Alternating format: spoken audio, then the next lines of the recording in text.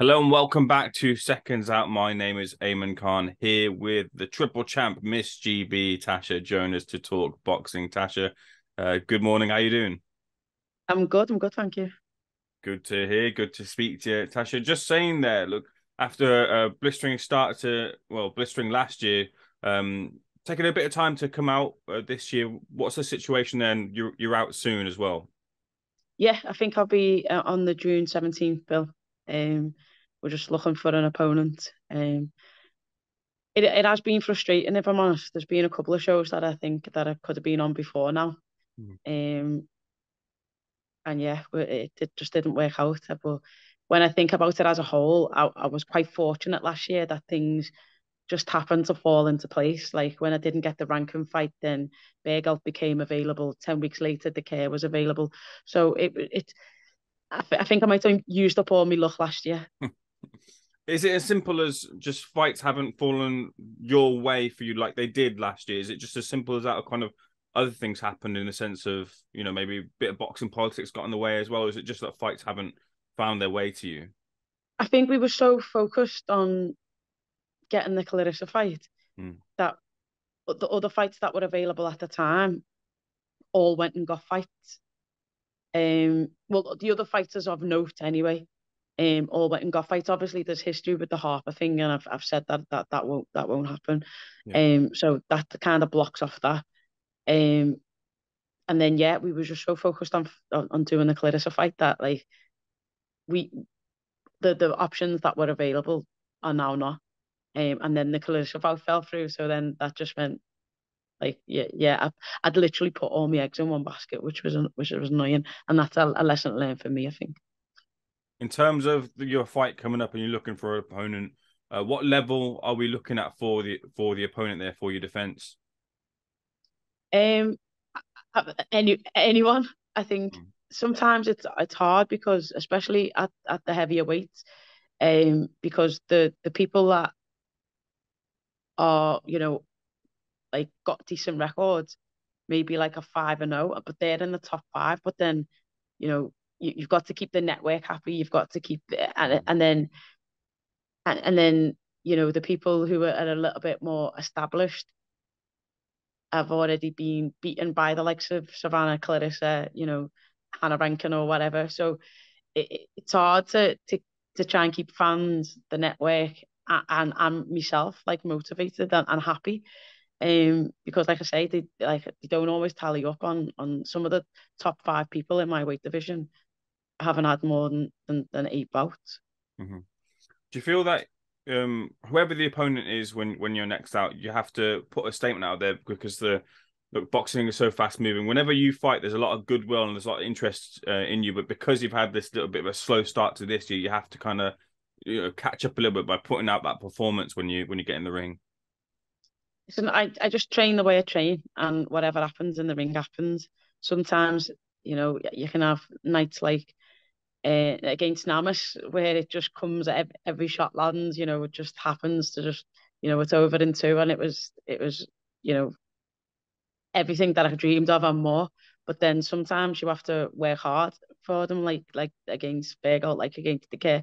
So I just train myself to have 10 hard rounds, and if if it ends earlier, then great for me. But if it doesn't, then that's what I prepared myself for. So I'm not really looking at you know what other people want from a fight. I'm just looking to do what I need to do to win. Fair enough, Tasha.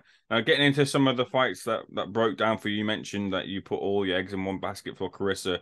I heard Carissa's not the one to keep quiet about fights breaking down. She mentioned that you wanted retirement money for the fight. From your point of view, what was the situation there as to why the fight broke down? So um, it was basically money. That's all it was. And she goes on about retirement money.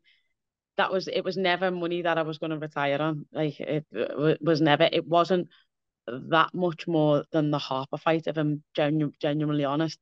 And that was my point. Hmm. You know, Internationally, this was I felt a bigger fight commercially. I think Clarissa is more of a threat than Terry Harper. So for that, for them reasons that, you know, should reflect in the payment of it. If anybody thought I was going to walk away with, you know, money and be set for life, that is just so far from the truth. Mm-hmm. And yeah, she wouldn't fight me for my money, so I don't know why I should fight her for that. Mm-hmm. So where does it stand then for future negotiations? Do you feel that you can get that fight, or is money too much of a stumbling block? It wasn't that much money more than I was asking for, to be honest, either. So like, yeah, it was what it was. I'm not gonna wait around for anybody, and I haven't got time to wait around for anybody. I'll do what I do when I want and who I want. You know, whatever I think's best for me at that moment in time. They're the fights I'll take. Right now, I just want to get back and have a fight. That's it. Mm-hmm. So who do you look at targeting if you were to have it your way and things went smoothly like they did last year? Who would be on the target list for this year for you? Literally everybody. And there's an expectation as well. Sorry, let me just go back. There's an expectation as well that like every fight is going to be a title fight, and Mm, I would love that. I would genuinely love that. Um, I think they, you know, the fights with a little bit of fear, with something on the line, they bring out the best in me, from, you know, Terry Harper to Katie to all last year and beyond. So, but it's not always possible. yeah. It's not, you know, there's no boxer in history that just keeps fighting for world titles constantly, constantly, constantly. Um, so yeah, anyone I think with a title from 135 upwards. So with Harper Breakouts coming up and you putting the block on the Harper fight, are you looking for Breakouts to win for that fight to happen potentially? But an undisputed fight to happen, yeah. Mm-hmm. And do you think that'll be the case? Do you think Breakouts will win? I think she's got a good chance. I also think Harper's got a good chance. So, you know, I do rate Teddy's skills.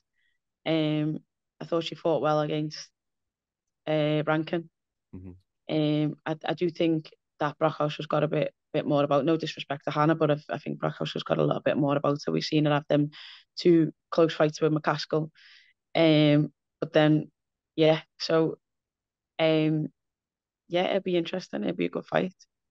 I think Harper's got to use assets, and I think potentially Brockhouse will try and use her physical assets and try and set upon it and, you know, physically manhandle it a bit. If you're looking at fights at like with the likes of Katie Taylor, we know that was a really good fight between yourself, or maybe potentially if Chantal Cameron was to win as well in their two fights. Is it a difficult prospect to get back down to that weight at all, Tasha? Do you feel if those fights were to be put towards you? No, I think if you looked at a lot of the weigh-ins at 154, I've barely come over 148. I think is the highest that I've been. So I am borderline, Mm-hmm. you know, a 147 fighter anyway. Mm-hmm. Um, so yeah, it's just a case of, you know, bit more diet and bit less food. And yeah, getting that extra 7 pound, whatever it is.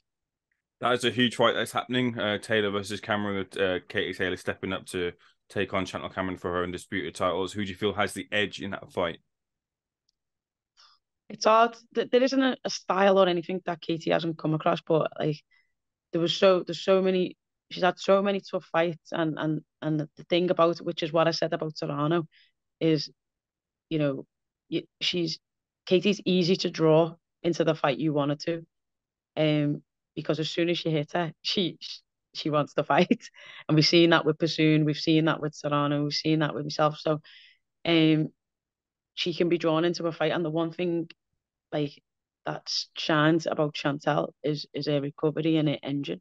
So it makes for a really good fight. You know, Katie's got great skill sets, but I think we've always known about, you know, Chantal, like how about her how output. But I think in her last fight against McCaskill, we actually seen Chantal box, and we hadn't. That's not something we'd seen very often, I don't think, before. So she's still adding stuff to their game. Um, Katie always gets up for big fights. You can't deny that. And then sometimes she'll, you know, maybe, I don't know if it's like a mental thing or what it is about, when she's fought some of her man that she hasn't always looked the best, or she hasn't always looked at the standard that we expect to see of Katie. But then, she fights it on and she steps it up. She fights soon, she steps it up. So yeah, I think it's great motivation for both girls. But I'm just gonna go with Chantal. Whenever I hear about Katie Taylor, obviously we talk about how incredible she is, but in terms of fighting and fight prospects, maybe a lot of pundits will say that she's slipping a bit in her performances. Yeah, from a fighter's perspective, do you see that? And is it enough of a slip, do you see, to maybe put a doubt over her prospects in the fight with Cameron? I don't think she slipped. What I do think sometimes is that, like, Katie set the bar for so long. Even as an amateur, for so long, she was the one everyone was in awe of, and every female stopped to watch it in every competition. It was like, Katie's on, let's go and watch. And she was so far ahead of everybody that we was all playing catch up. But then, we all caught up, and it was hard for her to be better than she was, because she was always that far ahead that she couldn't have got any better. But we all eventually caught up, and that's, I think that's what's happened now. I don't think that she's slid or gone worse, or maybe other people would disagree, but I just think that everybody else was caught up. A couple of final things I want to touch on before I let you go. Big fight coming up. You feel it's a big fight as well, specifically for Savannah Marshall, in terms of maybe it's a bit of make or break for her. She's taken on crews-dezurns. How do you feel that fight goes? Like, I rate Savannah really highly. I was one of the people who, yes, I will put my hands up, and I had to beat Claressa. Obviously that wasn't. I think Franchon Cruz, it's not going to be easy. I think, because for me, Franchon's give Claressa one of her toughest fights. I think it was on the debut. They had a literal war. So yeah, do I think Franchon's Claressa? No, but I also think that she brings a different set of problems for Sav.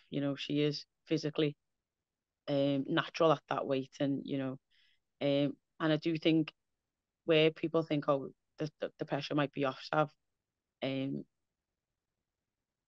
because it's not the Claressa fight. I also think that it's a fight that she definitely needs to win, so the pressure's on in that sense, and I don't know if she can just win it. I think she has to, like you're saying about me, she has to come back and make a statement. So I think the pressure will be on in Sav in that sense. Yesterday we saw the press conference for Liam Smith versus Chris Eubank Jr. 2, the rematch. A lot of surprise that Chris Eubank Jr. took this rematch. Liam very well. Do you feel that Liam, has all the things set there to make sure he repeats what happened in the first fight? Yeah, I think. I mean, I had him to win. I had him to win by stoppage, but I'd never thought it would be that early.